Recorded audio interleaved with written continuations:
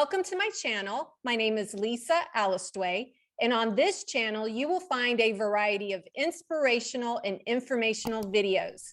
So if that sounds good to you and you haven't subscribed, please subscribe. My guest today is Frank Zane, who is a retired American professional bodybuilder and author. He is a three-time Mr. Olympia winner from 1977 to 1979, and also won Mr. America, Mr. Universe, and Mr. World during his career. His classic physique is considered one of the best in the history of bodybuilding due to his detailed attention on symmetry and proportion. Welcome, Frank. Thank you, Lisa. Good to be here. Good to meet you. I'm so excited to chat with you today. Thank you. Yeah, so let's kind of just wind it back to the beginning. Can you share a little bit about your upbringing and how you got into bodybuilding? I grew up in Pennsylvania, and I was a good student in school. I got good grades, and I sort of felt like something was missing from my makeup, and I discovered weight training and at age 14, and I saw progress right away, and then just stuck with it. One thing led to another. I discovered there was such thing as physique contests.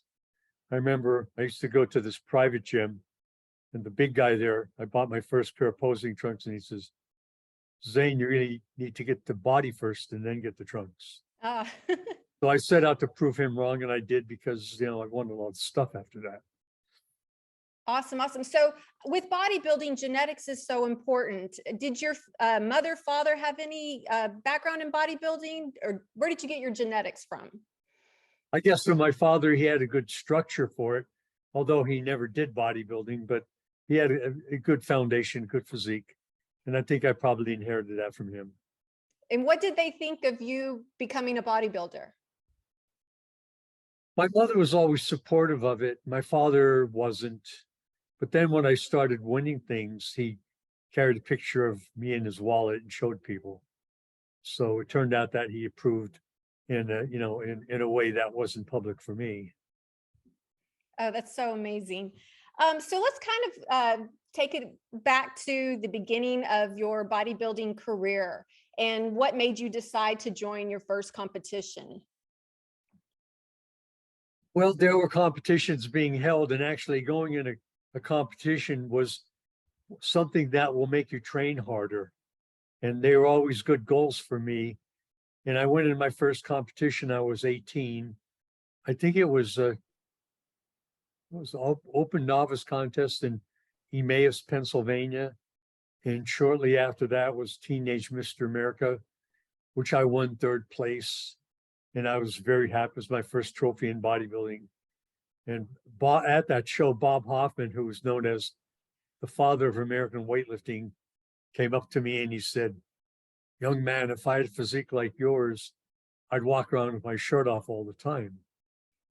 And that was very inspiring for me. And, it was one of those things when somebody says something to you at an impressionable age, it carries a lot of weight, and it did for me. And I just stuck with it, got rewarded by winning, and just kept going. Awesome, awesome. So let's talk about how you sculpted your classic physique. What was some of the main things that helped you get that symmetry and proportion? I took a lot of photographs, or had photographs taken, and I studied how I looked. And then I went on the basis of what I looked like. I didn't rely on how much I weighed or what my measurements were. It was all about how I appeared to other people. And I focused on that from the very beginning, and it paid off, because that's what they do in bodybuilding contests. Judges simply look. They don't do anything else. And so I was on the right track, and I just stuck with it, and it paid off. Awesome, awesome. So you have the genetics, you have the exercise routine, you have the nutrition, you have the supplements, and you have the mindset. Can you share a little bit with the audience what your mindset was in preparing for competitions and during competitions? I just wanted to be the best, and I realized that it would take time, and I was willing to devote the time to doing it. I looked upon it as a hobby. I went to college, and I was all set to teach chemistry. I was a chemistry major for the first 2 years. And when I graduated, I saw that there were a lot of math jobs, and I was pretty strong in mathematics, so I started teaching math. And I taught in Pennsylvania, New Jersey, Florida, and then California. I taught 8 years in California, mathematics, and then won Mr. Olympia, and that was it. I retired from teaching. Amazing, amazing. Is there a lot of psychology to bodybuilding on the stage when you are posing and competing against each other? Are you trying to psych each other out in some ways? For me, it was always, I knew what I looked like by looking at the photos. And I knew what everybody else looked like from seeing film of them, pictures of them. So I pretty much knew what their strong points were and what mine were. And I always practiced my presentation a lot. I was really good at posing, and that carried me through. Awesome, awesome. So let's talk about a couple of your competitions. In particular, your 1968, you beat Arnold Schwarzenegger. You're one of the few people that can say that. Can you share with the audience a little bit about that Mr. Universe 1968 competition where you beat Arnold and humbled him? That was, yeah, 1968. I was living in Florida, training there. And the week before had won Mr. America in New York City. And so I was just coming off that victory, and I wasn't going to go into Mr. Universe. I wanted to save it for the next year to have some motivation to train for the year. But they talked me into going in it, and it was in Miami, Florida, and I went in and I won it. Arnold wasn't really at the peak of his career at that time.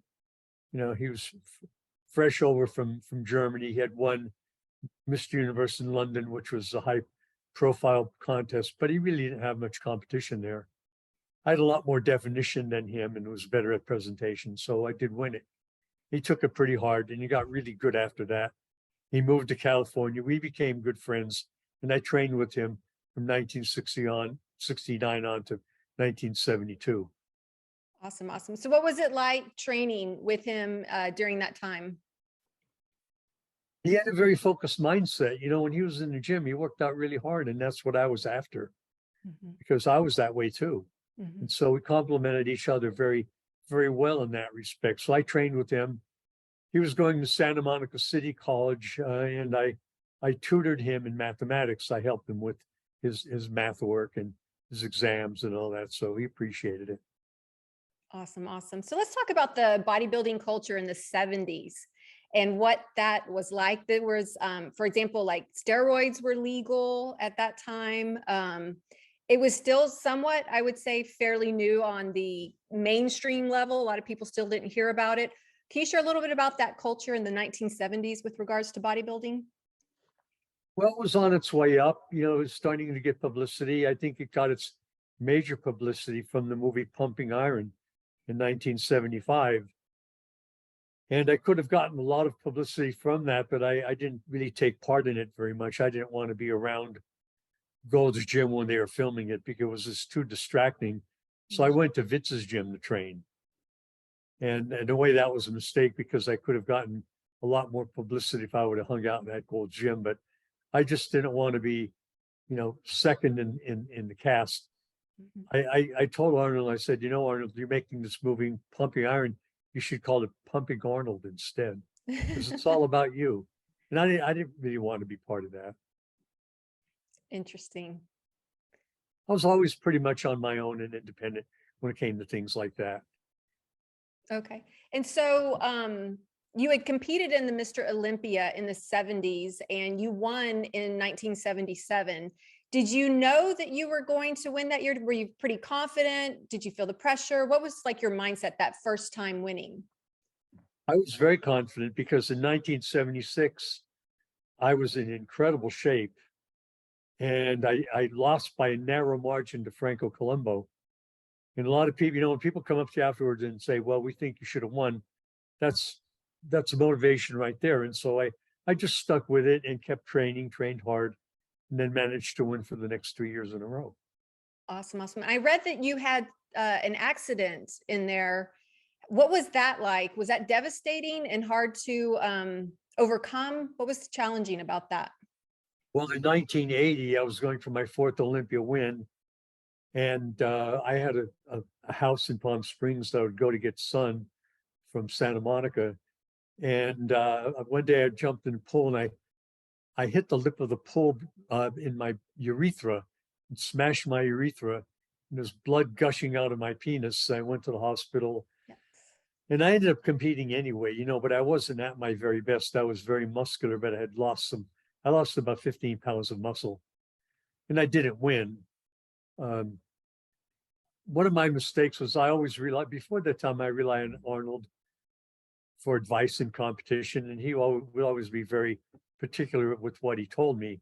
And so I went to him that year and I asked him, well, what do you think? I said, well, what do you think, Arnold? Should I compete? He says, you should go to Australia, which is where it was that year, and defend your title. And I said, are you going there to compete? He says, no, I'm going there to do the color commentary for ABC. And so I took his word for it, and then he showed up and he competed. Hmm. And a lot of people said he didn't deserve to win. He wasn't at his best. They sort of compare you to everybody else, but then also in your best ever shape. And he wasn't anywhere near his best ever shape, but he did win. There was a lot of controversy. I think I got third that year. Mhm. Do you Now, do you think if you were a judge in 1980, would you have given it to Arnold? no, I would have given it to me, of course. Of course. Yes.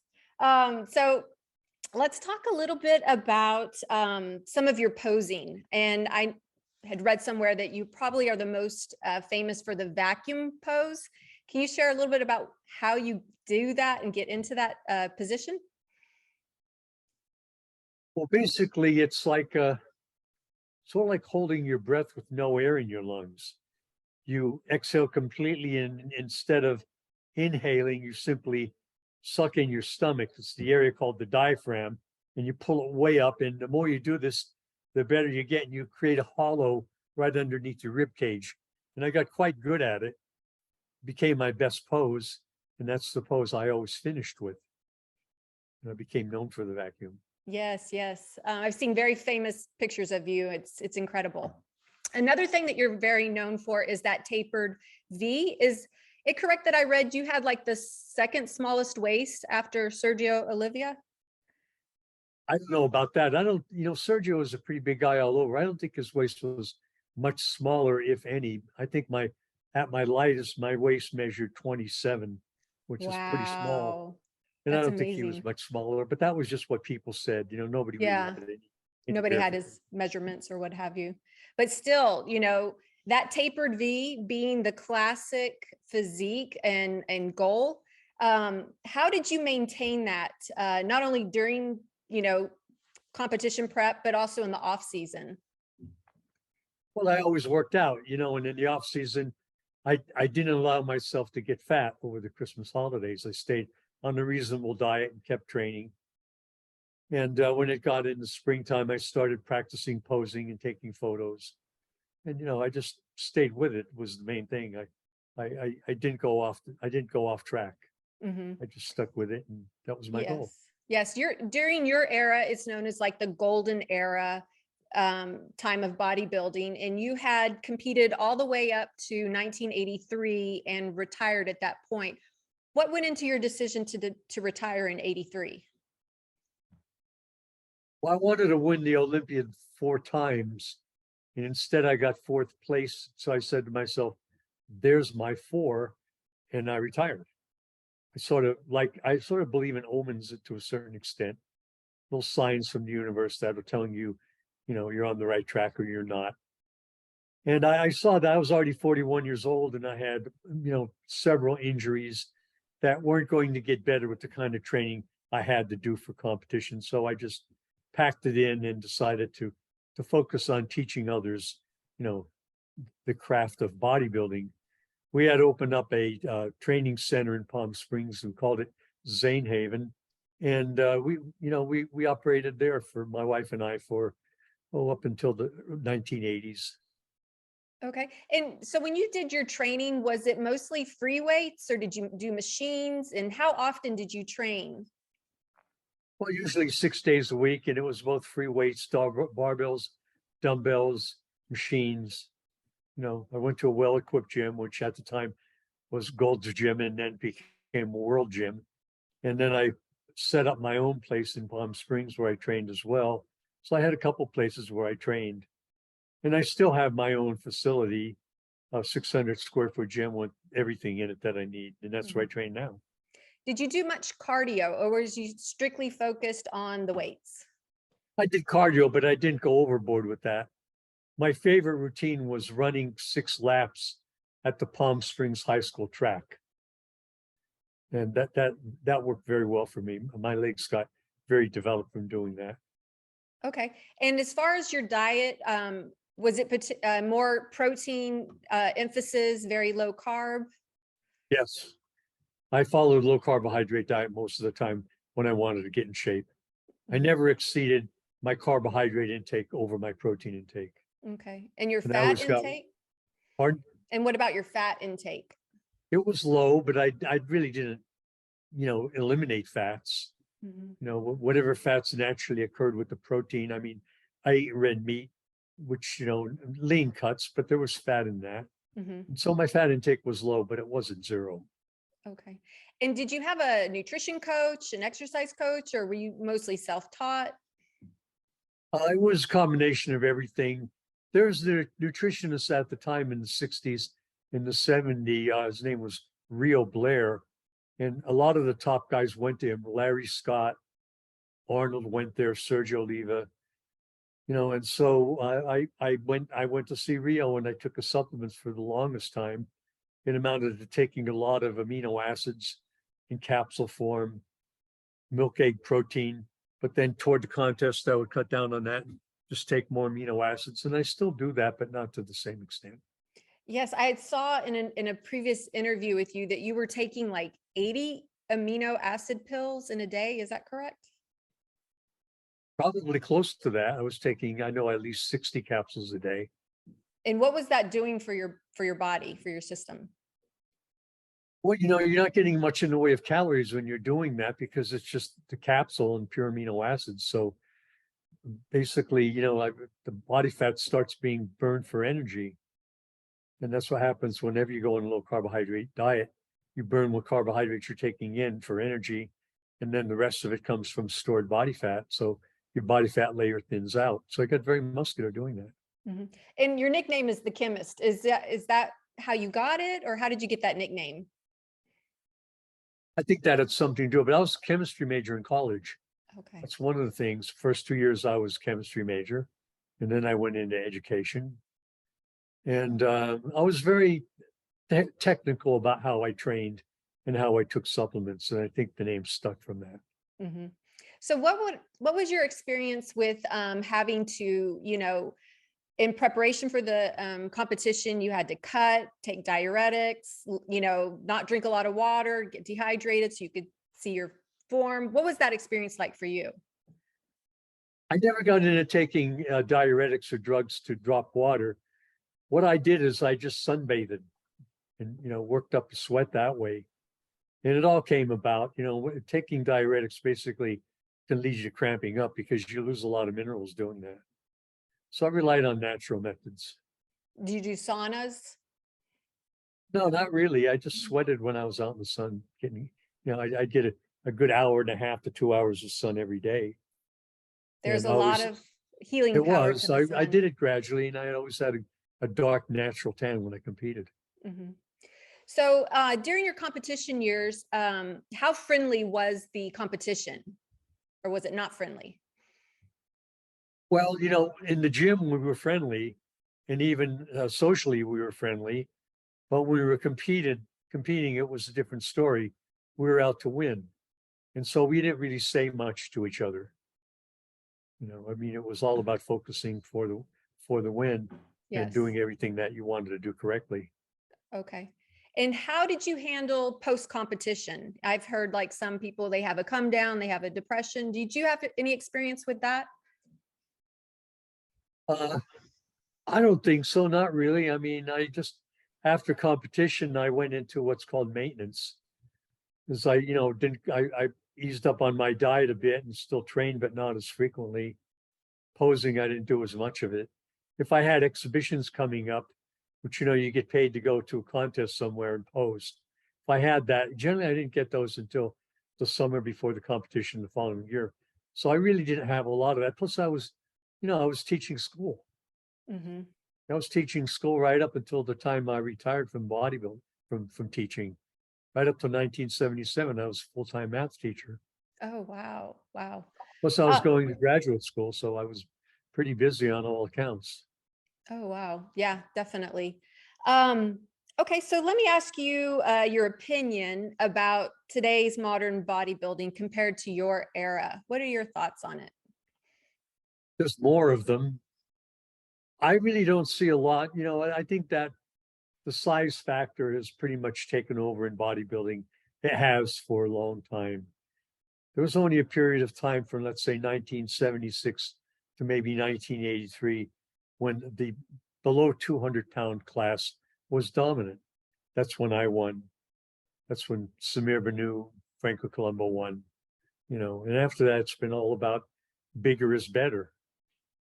After I won, Lee Haney won the title, I think, 8 years in a row, and he was really big guy. And then Ron Coleman won it. He was even bigger.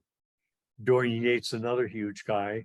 That's what bodybuilding has always been about, is bigger is better. It's unfortunate, but until somebody comes along that is really quality and below 200 pounds, it's going to be like that. But it hasn't been, ever since, the 1970s, early 80s. Yes, yes. So did you know Joe Weider? I take it you did. Sure. Yeah, What everybody did. what do you think he would think of today's Mr. Olympia? He was all for it. He was probably bodybuilding's biggest fan. But he liked size. He liked Arnold was his adopted son. He loved Arnold, because he was huge Yeah. and he had huge arms, so basically, he was a big Arnold fan, and he always liked the size element. And so in that respect, I wasn't that popular with Joe. His wife Betty always, you know, talked him into liking me, I think, because she approved of me. I did a lot of photography with her. The ads for the magazine, I was the look for that, not the big guys. They didn't want to see that so much on the cover. But I did a lot of that stuff, and Betty always was I was one of her favorites. Yes, yes. I would say, just for the average fan, especially a female fan, with these mass monsters today, it's not really aesthetically appealing as compared to the classic physique that, like, I think so. Yeah. your generation had. I know Mr. Olympia brought back the classic physique division these last few years. And some of the guys in there, like Chris Bumstead. Are you familiar with him? I don't know him personally, but I know who he is. Yeah. So he's kind of hearkening back the classic physique versus the mass monster physique that we've been seeing for decades. It's a good thing, but I don't think they don't receive as much acclaim as the big guys do. Still, it's all for them. Yes, yes. So when you won Mr. Olympia, what was the prize money compared to today? A lot less. The 3 years I won, it went from $5,000 in 1977 and 10,000 78, and then 20,000 in 1979, and then it went up after that. I think those years afterwards, it went up to about 130,000. Those years that Lee Haney won, and I think it's probably close to $500,000 now. Yeah, it's an incredible business as far as growing, They even got though it's not mainstream. It's quite the Yeah. niche. They got sponsorships, and that's what put the money in there. So Yes, yes. During your time, it was about getting magazine photos, shots, covers, so forth, where now everything is like social media. yeah, yeah, there was very little social media then. And actually, all that publicity in the magazine that's all it was. It really didn't pay anything. If you got a cover, you didn't get any money for that. You It was just, didn't. you got publicity. That was it. Wow. And So it was up to the person to make the most of that publicity. So, I had mail order courses. That's how I made money after I retired from teaching. I beefed up my mail order. I published courses, and then eventually became books. Got signed with Simon and Schuster. We had several books with them. And now I have one main book called the Zane Bodybuilding Manual. It's like 5 books in one. And, we basically market that through the internet. yes, yes. And I'll be linking your website down below in the description box so people can go to your website and find your Good, book thank and you. information. Um, That's really interesting about that. So let me ask you another thing. So today, how do you stay in incredible shape? I believe you're 80, is that correct? Yes, I'm 80. Yes. So can share with the audience, like, what do you do to maintain your health and fitness as you've gone down the path of life? Well, I work out most days. The gym right below where I live. It's completely equipped, and I train there just about every day. And I have a training partner comes over. We work out together. But I follow what's called the three-way split routine, where I work pulling muscles the first day, legs the second, and pushing muscles the third day, rest the fourth day. And I'm on that kind of routine for quite some time now. Oh, that's amazing. What about your diet? I've always been on a good diet. I don't eat junk food. Um, I follow lower carbohydrate diet most of the time. Get 1 gram of protein per pound of body weight. And I've always pretty much done that. Oh, that's so good. And do you still keep up? I had heard in another interview that you do like meditations and mantras and like for your mental health. Can you talk a little bit about that and how it's been benefited you? I've been a meditator for a long time, ever since I was 14. I've Oh, wow. meditated. I still do it every day, usually early in the morning. And I say a mantra. And I say the mantra basically, this is called a mala, these beads. Every time I say 1 rep, I advance a bead. I hook up something physical with something mental, and that keeps me saying it. And the good thing about that is, in effect, it crowds out negative thinking. If I'm saying a mantra, there might be part of my mind occupied with doubt, but that tends to go away. And so it basically keeps me positive and on track. What type of mantras do you say, if you don't mind sharing? Buddhist mantras. There's one called the Nembutsu, means the name of the Buddha. It goes Namu Amida Butsu. Namu means I take refuge in. Amida is the primordial Buddha, and Butsu means Buddha. So I take refuge in the Buddha, the life and teachings of the Buddha. Oh, wow. The fourfold noble truth: right thought, right speech, right action, right behavior, right livelihood, right view, that kind of thing. Oh, that definitely can set the tone for the day, no doubt. It does. It does. Did you start Buddhism back when you were 14, or have you evolved into that? I didn't know what to call it, but I was meditating at age 14. I read some books about it, and then it developed into, I read formal books about Buddhism. Okay. So again, let's go back to, you retired in 1983 and you decided to get more kind of in an entrepreneurial type of spirit. Can you share a little bit about what you did after retirement with regards to career? I continued to train, and I trained other people. People would come to me, and I'd offer a program called the Zane Experience, where it was usually 1, 2, or 3 days in a row of training, and I'd work out with them. I still do that. Yes, They yes. I come saw from all you over. offer one-on-one online as well. I don't do too much online stuff in Not too that much regard. online. Okay. I mean, some of it gets publicized. Like a popular guy, Michael Hearn, has been here training with me. He's publicized some stuff, and he's probably could be the next big thing in bodybuilding if he chooses to do so. Michael O'Hearn. Michael Hearn, yeah. Michael Hearn. Oh yeah, I've seen him, but he's like an interesting thing about these bodybuilders, competing in their 40s and 50s. And in your era, that's like over the hill. Forget it. It was more like 20s and 30s. Well, he's 53, Yeah. he's right on top of the world. He's I think 275 pounds. He's 6'2". He's huge. He's in Yes, great yes. shape. Do you think he's all natural? I don't know. I don't ask people that question. That's their own personal business. Yes, yes. I know there's a lot of talk about that in the cyber sphere about, the fake natties, the fake naturals out there, people saying they're natural, but they're really taking stuff and they won't admit it. Well, it's not to their advantage to admit it, so a lot of people don't admit it. Yeah, yeah. But it's none of my business. I don't care if what they do is what they do. Okay. So even like with, Mr. Olympia and winning Mr. Olympia, and they're taking all kinds of drugs and they're injecting all kinds of stuff in their muscle. And do you have thoughts on that? Well, they do what they need to do. If everybody's doing it, they want to level the playing field.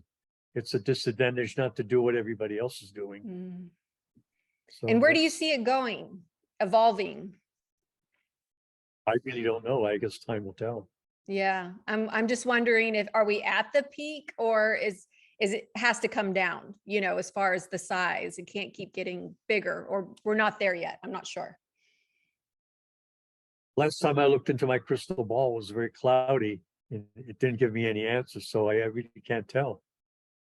It'll Yes. probably continue evolving along those ways. There'll be new and better ways to develop muscle, you know. So, that's science will evolve Yes. along with the Yes. bodybuilding community. Yes. So during your era, they didn't have a lot of women competing. Is that correct? Women's bodybuilding was just sort of taking off. It was around 1980, the Miss Olympia starting to get popular then. And then Yes. it's grown since then.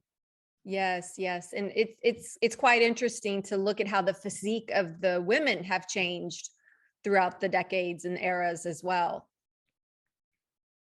I think the ones that are the best that still look feminine, Mm-hmm. feminine muscle, you might say. Mm-hmm. You know, Yeah. Yeah. Basically, if they take steroids, they're not going to look that feminine after a while. They'll Yeah. start looking like their brothers. Right. Or just even like the implants, the butt implants, that type of thing. It's kind of taking away from, I think, the heart of what bodybuilding is supposed to be about. That's cheating, I think. Yeah. The calf implants too. Any implants, I think, is cheating. Any I mean, implants. come on, develop the muscle. Yeah. Well, what about the synthol, the oil they're injecting in their muscles? Not a good idea. I mean, how crazy you have to be to do that? Yeah. Can't be Yeah. good for you. Definitely not. Definitely not. One of the big headlines lately in bodybuilding is the health and the heart attacks and the issues that some bodybuilders are facing. Obviously, you have, did not have any of those issues. You've lived, into your 80s, which is amazing, but it's quite alarming when you hear about these young bodybuilders, 20s, 30s, 40, dying of a heart attack and so soon. What are your thoughts about, bodybuilders' health and the industry and so forth? I think they're getting bad advice from somebody and they're overdoing it. Their blood pressure goes through the roof and, something happens. You really got to my motto has always been, take your time and do a good job. Mm-hmm. Let your bodybuilding career last over time and improve incrementally, not all at once. If you take a lot of drugs, you can get big real fast, but it's not quality. It's just, piling muscle on without any kind of plan. Mm-hmm. It's Yeah, a bad idea. it's so unregulated, and a lot of people might be naive to some of the gurus and the coaches and people that are experimenting on their body, on their health. I agree. I think it's dumb. But, Yeah. they're going to do what they're going to do. Yeah.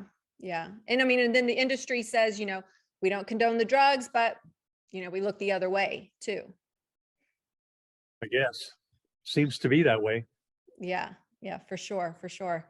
So let's talk a little bit about, so you did, the Mr. Olympia, that's like your three biggest wins, but you also competed in these other ones like Mr. Universe, Mr. World, Mr. America. Are those still around? I don't think I've heard of they those. are. They are still around. Oh, okay. They're different versions of it. Like the main Mr. America was the AAU Mr. America, which is the one that's been around since 1940. John Grimmick, Steve Reeves won that. And that's still going on. My friend from Tampa, Florida, Jim Hazlett won that in, what was it, 1975, I think. I never won that. I went into the IFBB and they had their own version of Mr. America, which I won in, what was it, I forget, 1970, I think it was 19, I'm not sure when it was, but I won Mr. America that year. I won Mr. World the year after in Belgium. And then I won Mr. Universe 3 times. I won the two London, which was the main Mr. Universe, NABA in London. I won the amateur Mr. Universe in 1970. And then I won professional Mr. Universe in 1972. And that was it for Mr. And then I won, of course, IFBB Mr. Universe in 68. That's when I beat Arnold Schwarzenegger for that. So 68, 70, 72, I won Mr. Universe. And then the only title after that was Mr. Olympia. And then I started going that in 1976 and almost won it in 76 and then won it the 3 years, 77, 78, 79. Yes, yes. And that's quite the impressive career that you have tallied up there. So I really commend you for, all that determination and commitment and hard work to do that, because I'm sure, physically and mentally that was, a strain or a task on your system. It was a goal. You never know when to quit. That's the thing. Mm-hmm. And as you get older, you get hints from your body that you should quit or slow down. Injuries, you start to accrue injuries over the years. And so that's when I was 41, I realized that I should really stop doing all this because I had some injuries and I wanted to, heal them and not do as much and focus more on training other people than on keep competing. Mm-hmm. What was that field is narrowing. What was some of the main injuries you had with your training? Shoulders. I had, rotator cuff surgery, and I forgot what year it was, in my right shoulder. And then I had rotator cuff surgery in my left shoulder after that. And they're okay now, but I don't really put a lot of stress on them. I still work out, not with real heavy weights. I don't do stupid stuff. Mm-hmm. When you were training, did you do heavy weights or did you do more heavy rep? I used heavy weights, heavy for me. Mm-hmm. I didn't train light. I trained, I worked up in weight on every set. Mm-hmm.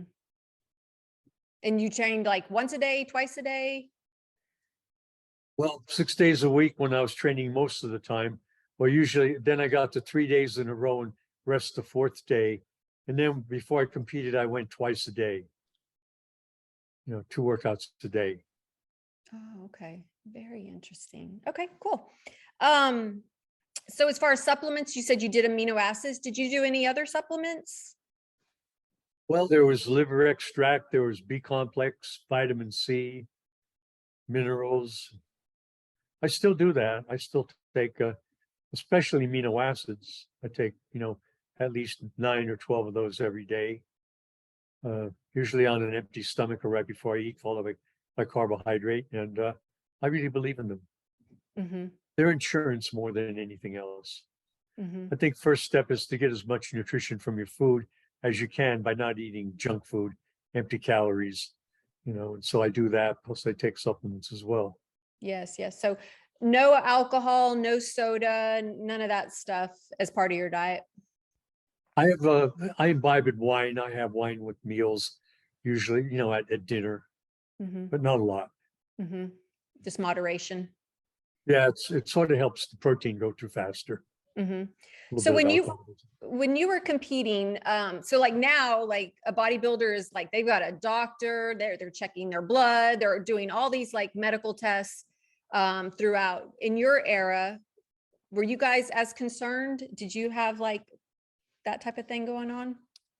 I had a doctor that I went to, and he did all the preliminary tests, took my blood pressure, and did blood work. But I really didn't do a lot of that. Yeah, it's More nothing like today, with what these guys are taking, they have to monitor their blood pressure. They have to really hone in on it. Yeah, they're at the upper end of the spectrum. So it makes sense to do it if you're going to go to those extremes. Yes. So there was steroid use in the 70s, nothing compared to like what it is today with today's bodybuilders. Would you say that it's like, I don't know if you had to give it a percentage, like today's bodybuilders are probably 5 times the amount of steroids that the bodybuilders in the 70s were using? I don't know because I'm not familiar with that. Okay. You'd have to talk to somebody who's current competitive bodybuilder to really tell you what that story is. But in my day, there really wasn't much around. There was oral steroids like Dianabol or Anavar. And then there were injectable steroids like primobolan or decadorablin or even straight testosterone. Mm-hmm. And it was pretty accessible in the gym, I would assume. I don't know, basically you'd be better off if you went to a medical doctor to do that. And there were some doctors around that specialized in hormone replacement. That's what it's called today, hormone replacement. Yes, yes. So yeah, I had heard on another interview that at that point you hadn't taken any like TRT because of like cancer concern. You know, you don't want to increase your risk for like prostate cancer and so forth. Is that still the case? I take medication to keep my testosterone low Mm-hmm. because cancer feeds on testosterone. So if you're taking testosterone, you're feeding cancer. Mm-hmm. So that is a concern. Yeah, definitely concern. It's one of the leading causes of cancer in men is prostate cancer. Yeah, yeah. Yes. Okay, so let me ask you about your legacy. You know, somebody else could write your legacy, but I want to hear from you. If you were to write your legacy, what would you want people to know or leave behind as your legacy? Well, I think all the material I've written so far would be good. Like probably my most complete book is Zane Bodybuilding Manual. It's 436-page book, and I think it's like 5 books in one. It's a book I wrote originally years ago called Fabulously Fit Forever. And then I wrote 3 books called High Def Body, Let's Grow, and Symmetry, combines those. And so, it's all these things put into one volume. And that's currently the one that's available on the market. Yes, yes. You definitely walk the walk and talk the talk, no doubt. You've got the proof. It's obviously shown in your career. I have the photos to prove it. You definitely have the photos to prove it. Do you have like a favorite photo of all time that you have published? Well, probably some of the Artie Zeller photos, who in the 70s was our photographer. He was great, really great outdoor shots. And there was one photo, he took an outdoor photo overhead pose with the arms overhead up in the Malibu mountains. That's probably my favorite. Fantastic. He took some in Gold's Gym too that were pretty good like that. Yes, fantastic. Well, we're kind of getting here toward the end of our conversation. Do you have any like final thoughts you would like to share with the audience with regards to your bodybuilding career or thoughts on the bodybuilding world? Well, I intend to keep training for as long as I'm alive. And I want to keep doing something because I think it extends livelihood, and to train sensibly and not get injured and not do stupid stuff, not try to break any world records. Just, we call it getting a good pump in your workout. Keep the blood circulation flowing. That's the main thing. Training on a regular basis. I stretch a lot between sets. When I do an exercise, I do a stretch for the body part right afterwards. So I continue to do that, and working out with people when they come to see me for a program. I intend to continue doing that. Awesome. Awesome. Well, I sure do appreciate, you're very inspirational and a role model for many of us that are right behind you in age and coming up. We definitely want to have like good health and good longevity, and you're setting that example. Well, thank you. I think everybody should try doing some weight training in their program. It's really a very economical way to keep your body in shape. Most definitely. Most definitely. Well, thank you, Frank. I appreciate you coming on my channel today. My pleasure, Lisa. Anytime. Yes. I've enjoyed it. So thanks very much. Yes. And if you guys like this video, please give it a thumbs up and leave a comment down below. And don't forget to hit the subscribe button and the bell to be alerted to when the next video drops. Thanks for watching.